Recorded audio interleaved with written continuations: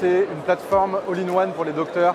Donc le principe, c'est qu'à l'hôpital, malheureusement, un docteur, on lui demande d'inscrire de l'information dans plein de logiciels différents. Le concept d'AHP Med, c'est de dire on donne une plateforme médicale qui regroupe l'ensemble des process et qui va inscrire l'information dans tous les logiciels du SIH hospitalier. Et ça, c'est extrêmement transformant pour les docteurs parce qu'ils peuvent tout faire depuis leur smartphone. Aujourd'hui, ils peuvent programmer un patient en moins d'1 minute au bloc opératoire. Demain, ils pourront rédiger leur lettre de sortie, coder le dossier du patient, envoyer un message au patient ou à l'infirmière.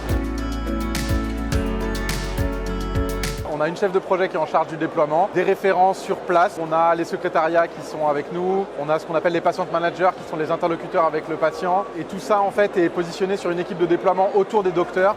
Donc on est en train de déployer aujourd'hui 90 docteurs.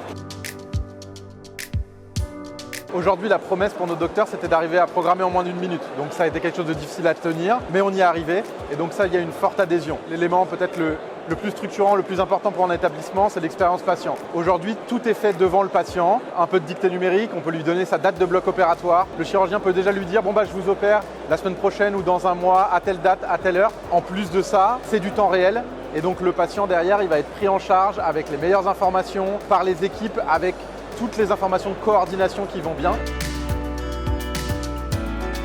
Auparavant, pour programmer une intervention, il fallait, par l'intermédiaire de sa secrétaire, avec un risque de déperdition, d'erreur, d'imprécision, contacter un grand nombre de services, l'hospitalisation, le bloc opératoire, le matériel, le service financier pour la tarification. Aujourd'hui, grâce à ce logiciel AHP Med, on peut programmer en moins d'1 minute une intervention avec la date, le matériel précisément, le type d'intervention précisément, la durée d'intervention. D'abord, il y a la précision, c'est-à-dire que je donne des informations précises sur l'intervention que je vais faire, sur le matériel dont j'ai besoin, alors qu'auparavant, il y avait un risque de déperdition avec les différents intermédiaires. Il y a la rapidité. Avant, il fallait que je contacte différents services.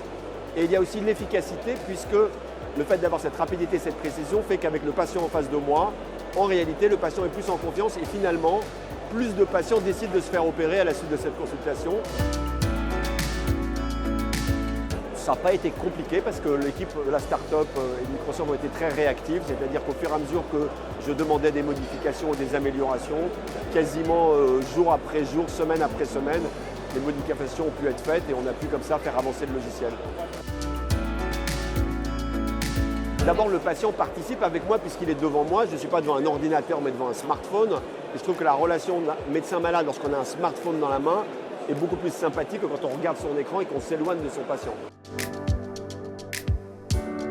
La place de l'IA est de plus en plus importante chez nous, par exemple avec ce logiciel, mais on va aussi bientôt développer l'IA dans la rédaction des comptes rendus d'hospitalisation, dans l'organisation du dossier médical, peut-être même dans la réalisation de la lettre au médecin traitant. Donc on avance très très vite dans ce domaine-là. Je ne m'intéressais pas spécifiquement à l'IA avant qu'on bascule de l'IA classifiante à l'IA générative. C'est-à-dire c'est quand on est arrivé au traitement de texte que pour moi ça a pris énormément de sens. On avait jusqu'à maintenant des objectifs de traçabilité, d'utiliser les dossiers patients pour échanger. Ça a complètement changé avec la capacité des IA à traiter du texte et donc à générer du texte, où là on est rentré dans une totale haute dimension qui va changer les pratiques médicales. On a des IA de spécialité classifiantes en imagerie, sur différents traitements de l'image, que ce soit l'imagerie radiologique, mais pas que, en histologie, en ophtalmo. Moi, je m'intéresse plus au traitement du texte, et donc en lien avec le dossier patient informatisé.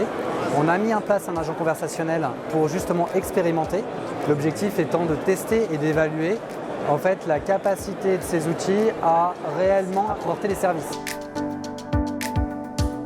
Ce qui va arriver le plus vite en reconnaissance de texte, c'est ce qu'on voit avec la reconnaissance conversationnelle.